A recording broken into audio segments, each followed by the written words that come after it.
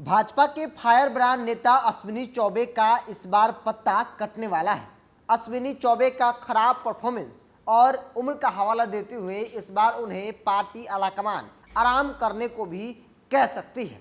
इस तरह की चर्चा इन दिनों हर तरफ हो रही है। दरअसल 2024 चुनाव से पहले नीतीश कुमार ने भारतीय जनता पार्टी का साथ छोड़ दिया। ऐसे में भाजपा बिहार में लंगड़े घोड़े के समान हो गई है। एक मजबूत सहयोगी जो हर परिस्थिति में साथ रहा अब उनके साथ नहीं है, और न सिर्फ उनका साथ छोड़ा बल्कि विपक्षी गोलबंदी कर रहे हैं। और इस विपक्षी गोलबंदी से बिहार के 40 में से दर्जनों ऐसी सीटें हैं जिस पर सीधी असर भाजपा को होती दिख रही है, यानी कि भाजपा को नुकसान होता दिख रहा है।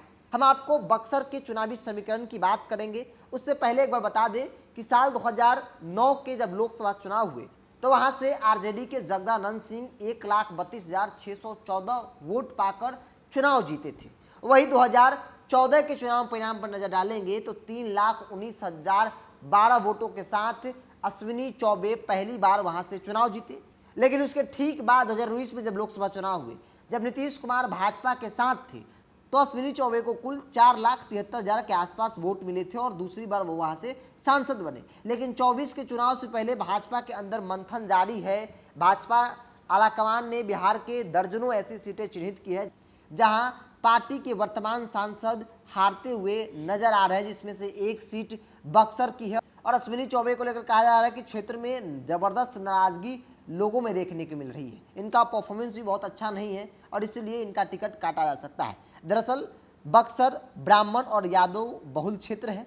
बक्सर लोकसभा क्षेत्र में जाति समीकरण के हिसाब से ब्राह्मण तथा यादव की बहुलता है। वही राजपूत वोटरों की संख्या भी अच्छी खासी है, लेकिन अनुसूचित जाति अति पिछड़ा का भी संख्या कम नहीं है। यहाँ चुनाव में गंभीर रूप से प्रभावित करते हैं, इसलिए उनका मत हासिल करने के लिए पार्टियां पुरजोर तरीके से प्रयास करती है। और समीकरण के लिहाज से अगर आप एक नज़र डालेंगे तो अश्विनी चौबे के खिलाफ जहां क्षेत्र में गुस्सा का माहौल है, तो वही दूसरी तरफ विपक्षी गोलबंदी मजबूती से हो रही है।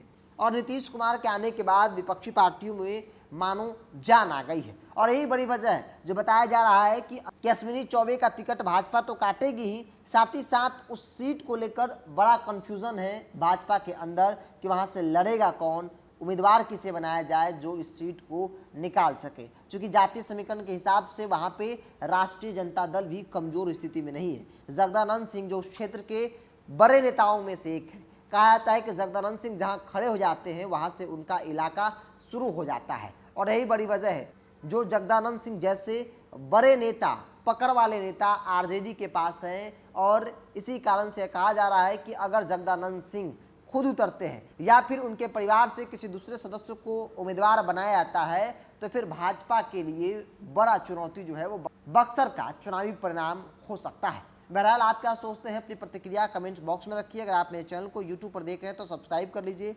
फेसबुक पर देख रहे हैं तो पेज को लाइक और फॉलो कर लीजिए।